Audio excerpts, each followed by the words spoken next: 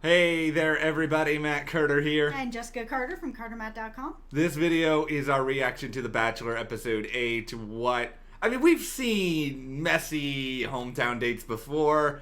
I don't know if we've seen a hometown date episode quite like this. Oh yeah, this was, it was a dumpster fire. We had like an hour where it felt like it was reasonably normal for this show, and then you knew things were going a little bit haywire when we got through the first 3 hometown dates in about an hour. And then we were sitting there, and it was still Victoria F is just like staring at us right in the face. Oh no. Yeah, and there was still so much show left. Yeah, this was going bad, and it has gone bad. We're not going to bury the lead here. We're going to talk a lot about the pilot Pete Victoria F nonsense that happens here. What to make of it. Especially what to make of the fact that Peter has kept Victoria around for overnight dates. I don't get it. I don't understand it. I don't think he's gonna pick her, so I don't know why bother. You just answered it. He's kept her for the overnight dates. Oh, okay. Yeah, I know. You're probably right. Listen, there's a real chemistry between them physically. It is what it is. It's undeniable. They have been with everything else where they're just not getting along. But the physical chemistry there is so obvious. And then we saw tonight, with Kelsey, first he's with Hannah and, I'm falling in love with you. I'm falling in love with you. And then Kelsey's like, oh man, I'm in love with you. And he's like, thank you so much. I was like, oh, she's done. Yeah, no. The moment someone says thank you after you say that, that somebody says they're falling in love with you, that is the send the fire up into the sky, request help, it's all over. He was just saying everything else. Oh, I could see a future with you. Thank you so much. I'm so glad you feel that way. I was like, ooh, so bad. As someone who I'm pretty sure in high school, I tried to do the Valentine's Day gift for class, and then you give them the rose that you buy from somebody, and then they're like, thanks, and then that's all they tell you. It's like, it is bad at that point. But before we talk about anything, and we're going to talk a lot about Victoria, if you like this video, give us a like, subscribe, and hit that notification bell so you don't miss any other updates that are coming up. Okay, well, let's just start by introducing this mess. We began in Virginia Beach. Everything starts so innocently. Victoria's got her dog, which, by the way, dogs, #1 way into Bachelor Nation's heart 99% of the time. Anyone's heart. Yeah, everyone loves dogs. That's all fine. Victoria, everything's going all right. She's got the country singer who's there. Except this time she hasn't dated him. No, the date is going well. This song was something about being into crazy or something, and I was just like, okay, you know what? This is a little too on brand at this point. Well, that was obviously it. But they played into it together. They had a really fun time. They were being real goofy. I was like, wow, okay. Yeah. Now I'm actually starting to see what's going on here. Yeah. Why Peter is having her still be around and what is happening between them. There's some fun happening. And then she has that sort of confessional where she talks about how she can see herself with him and there should be, there's this Twitter account, Old Takes Exposed, that exposes people's horrible sports takes. There needs to be a Bachelor-related account for this, just so that somebody can go and play that clip and then play everything that happened immediately afterwards. Yes. Very bad take, Victoria. Okay, so at this point, we have enter Marissa. And Marissa is Peter's ex, and this was really, really weird how they did this, because Marissa did an interview with Us Weekly this past week that had her name, that had pictures of it. So I was just wondering this whole time. So Marissa, I don't think she's dying to be famous after this, but she was okay enough to give her name to Us Weekly and give photos to Us Weekly. Why is her face blurred on the show? Okay, now, I don't know about Marissa here. There was a whole bunch of this that I just felt was real weird about this whole entire situation. I'll tell my theory on this is kind of this. I have a feeling that The Bachelor probably heard a lot of things about Victoria over the course of production because, it's social media. It starts getting out there. She was really public when the Chase Rice stuff was going on during filming. I feel like they probably wanted someone to be on camera to be the physical representative of the anti-Victoria Fuller Club. And here comes Marissa, who apparently knows her, and she also just so happens to have dated Peter. It really didn't seem to me like Marissa really wanted to be there spilling the tea. It felt like she did, but it was almost like she didn't want to like name anybody else who was involved or get anybody else sort of dragged into the mess. And I'm guessing she didn't sign a release to be on camera because she may not have decided at that point if she had wanted to, and that she just wanted Peter to know. Okay, so here's my take on this, and it won't be popular. Okay. So I am not a Victoria F fan. I have made that clear in other videos. I'm not here defending Victoria. I am also not defending Pete on this. And I am also not defending Marissa on this. This was handled super strange. So the fact that she was there, fine. She wants to warn him, fine. They haven't dated in a really long time. They haven't seen each other in years. They don't have any real contact. It feels like it has been like forever. He was really surprised to see her there. I get producers put all that together. That's fine. He doesn't really know her anymore. It has been years. So it was a little bit strange that she was going to show up years later and then be like, I'm going to spill the tea all over about Victoria F. But before I do, let me tell you that her and I don't like each other. We had a falling out. So not only do we have this person showing up after so many years, she doesn't have any real relationship with Peter anymore. So we don't know, or Peter doesn't know what's changed with her in all these years. She may not be the same person. All of us change. It is what it is. Then she's going to preference everything by saying, by the way, me and Victoria, we don't like each other. We had a falling out. Okay, so now there's also this piece of information, which is you don't like Victoria. Okay, that's an important piece of information to know, because if you're going to spill the tea at this point, you've said that you don't like her. Great. So now you're going to spill the tea on her, and you're not going to really tell Peter anything. You didn't tell him anything. You didn't show up with any real receipts to be like, this is exactly what happened. This is who it happened with. Now, I understand what you're saying. You don't want to, like, maybe she doesn't want to say the names. That's fine. Then it can be, well, Victoria bleep with bleep and this bleep, bleep, bleep. At least then we know that Marissa has told Peter some details and given a little bit of context to it instead of just, I just want to let you know that this happened. Well, can you tell me a little bit more about it? No, I just wanted to drop this information and now I'm going to leave. I was a bit surprised on then when they went into this date that he came into it just, it felt like he believed what he heard without actually talking to the person that he is currently in a relationship with. So that's like, if one of my exes that I haven't spoken to in years and years and years came to talk crap about the person that I was dating now, I don't feel that I'm going to be believing what someone that I haven't seen in years who has a beef with who I'm dating now is going to come and take a crap on them, and then I'm going to be like, oh, well, thanks, Bob, for coming and telling me this. I haven't seen you in like 8 years or whatever, but I'm going to believe you over the person I'm in a relationship with? No. Okay. Here's some of my counter to some of it.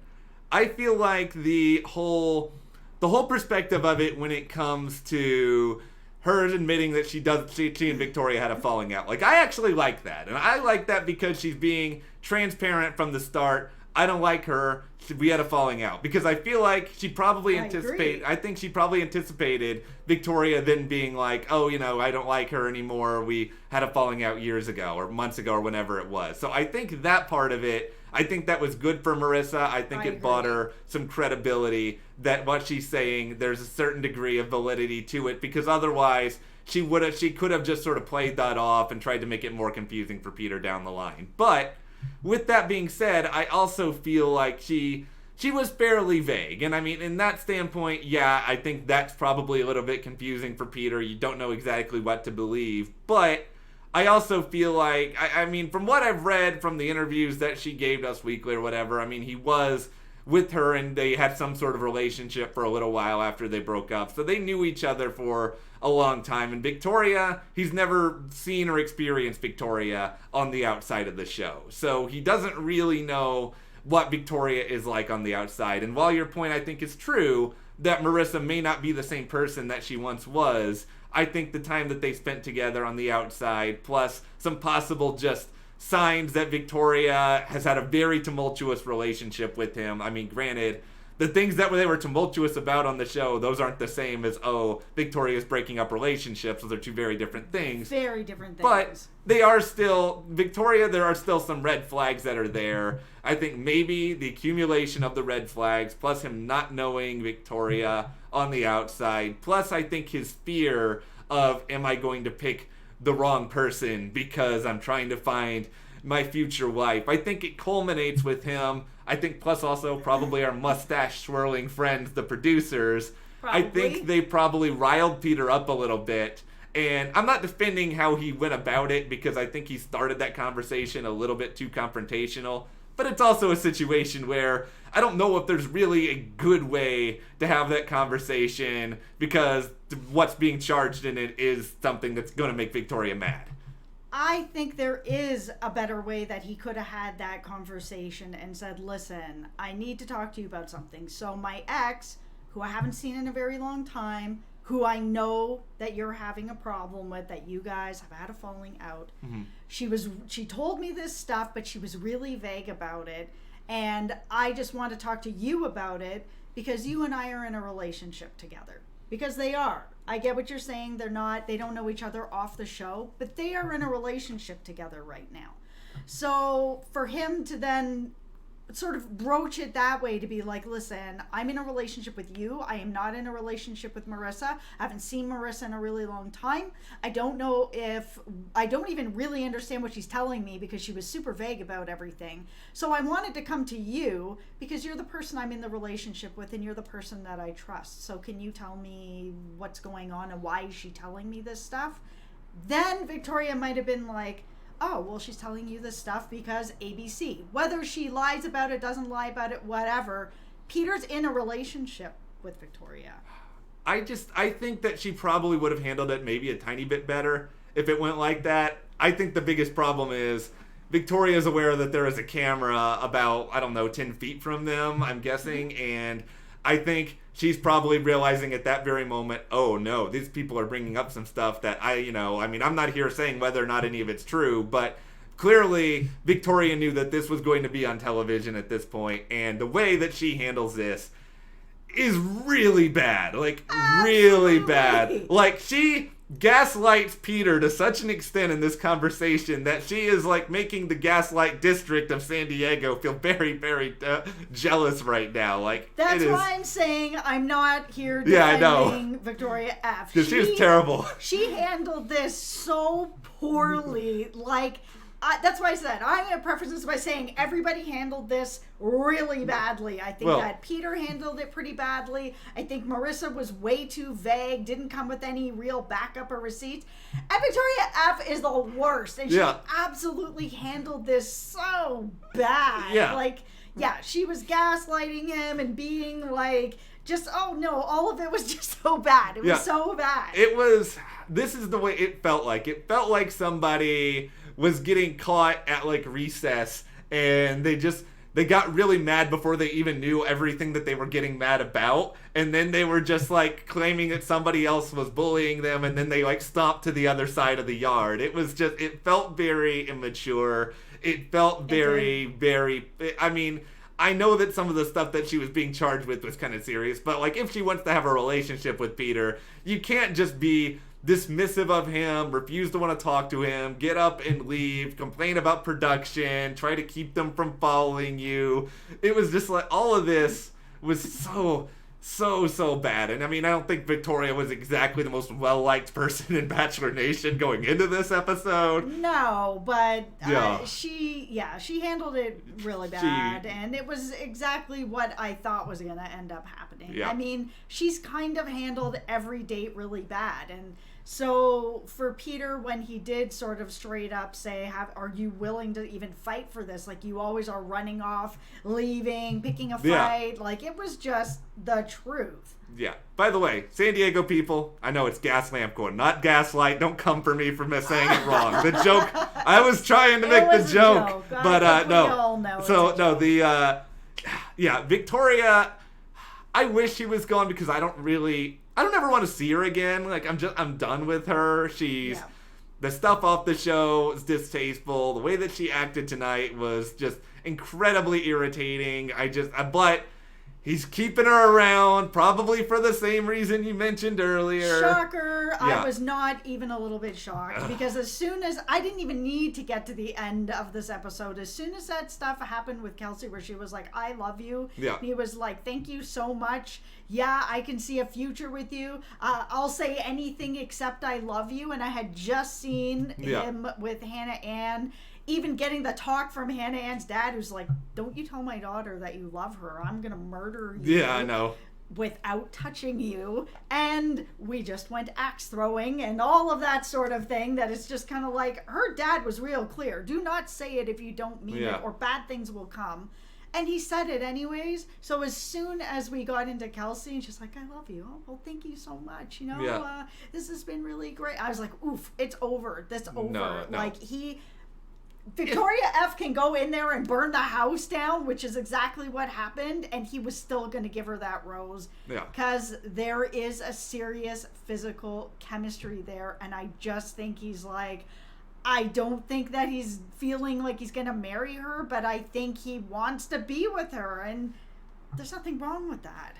Other than that, you're driving all of us crazy. There is something wrong with that. I'm not gonna sit here and pretend like I know where you're coming from in your choices. We have not been in Peter's shoes, but no, it's just this has been a race between Hannah and Madison from the beginning. Like, Victoria to me was never really a serious choice for him. There's an undeniable physical chemistry that's happening there, and I think he just wants to see if maybe that chemistry will actually lead to something else. And that is the nicest way we can possibly put what is probably going on in Peter's head with Victoria. But this has got to be somewhat family. Yeah, there we are. We're trying to be as family friendly as we can with it. But yeah, if he wanted to get rid of Victoria, he could have just done it before the rose ceremony. They didn't need to drag her back to wherever that was filmed, if that was LA or somewhere else. But okay, well, now that we've spent like 18 minutes talking about Victoria, we've already talked about everything we can talk about with the Kelsey date. It was not engaging. It was just there. No, it wasn't. But the stuff with Hannah Ann was great. Her dad, man, he's great. If she ends up not winning and ends up being the Bachelorette, I can't wait to see her dad on that show grilling those men. That is going to be so entertaining. There's always one superstar dad on the hometown dates, and Hannah Ann, I would actually rather watch Hannah Ann's dad than Hannah Ann. I think Hannah Ann's dad is supremely entertaining, kind of terrifying. He looks like a dude who throws axes. Like, he looks like he could have been like fighting for Kattegat and Vikings or like something like that. Right. Like, that guy, I'm all in on Hannah Ann's dad as entertainment gold. He's great. Also, I'm even more confused now as to who Peter is going to pick between the two, because I still feel like he's probably going to pick Madison, but telling Hannah Ann he's in love with her in that moment, dealing with all of that, I mean, it's a pretty clear sign that he is really into her. There was one thing that I noticed between the two I love yous. Yeah. Hannah Ann got, I'm falling in love with you. Madison got in the confessionals, I'm in love with her. So because of the difference of that, it's Madison. He's already there with her. He's already there with her. But then we have everything, and we will talk more about what's coming in the preview, but what we saw tonight with Madison, I mean, she's clearly the one who is the most hesitant out of the people who are left, because she doesn't know if Peter is the right fit for her, with her beliefs, with what she wants from her own future. And I mean, good on you, Madison, for, having values that you want to stick to. You're not letting the Bachelor machine try to take you over. I think you had a fun hometown date. I always appreciate watching people like Peter get schooled in basketball. That was very entertaining. I also loved, and I'm going to adopt the special plate. I loved that whole thing. I think it's just such a cool thing to have this positive reinforcement in your family, especially because your family are the people who love you the most. They're also the people that can hurt you the most. And it's nice to you're going to have a family dinner and you're going to have, tonight you're going to have the special plate and we're all going to say something sort of special about you or that we're thankful for about you. There's nothing wrong with having that kind of positive reinforcement on stuff. I thought that was cool. I'm in on a lot of things about Madison's hometown date. I am not in on her dad's hairdo. I mean, don't be it from me to judge someone's hair, but it was like when he was talking, is it wrong that I just kept looking at his hair and being like, how did that happen?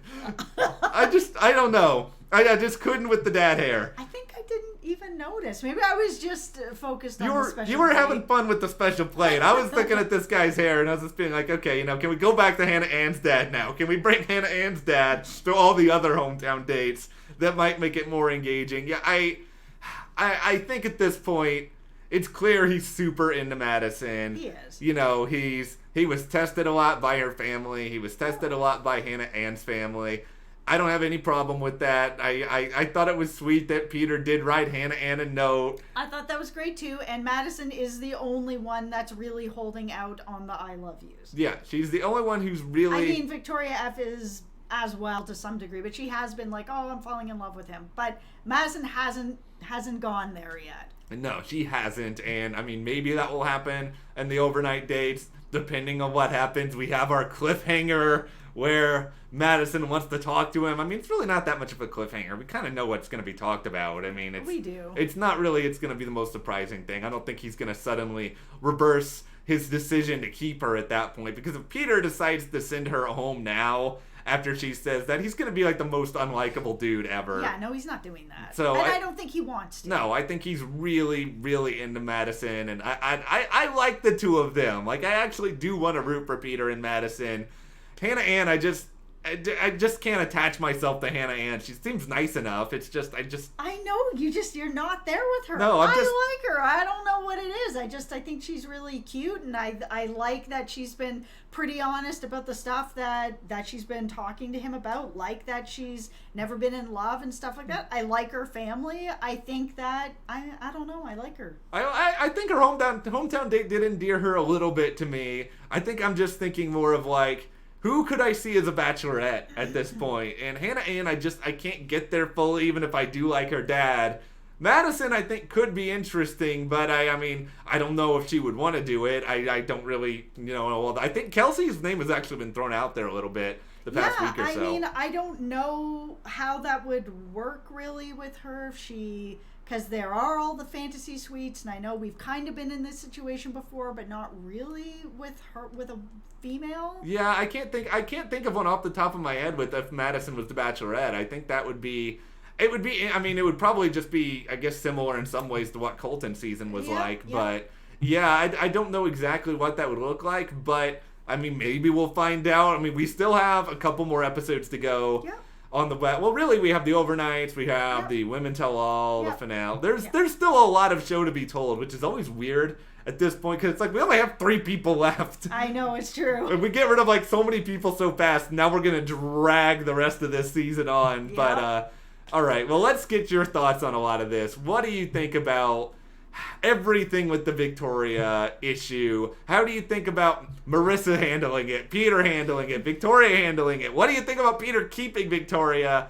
Give us all your thoughts in the comments, and if you do like this video, give us a like, subscribe, and you can support us further by checking that link in the description to the CARTERMATT store, and we'll see you here next time.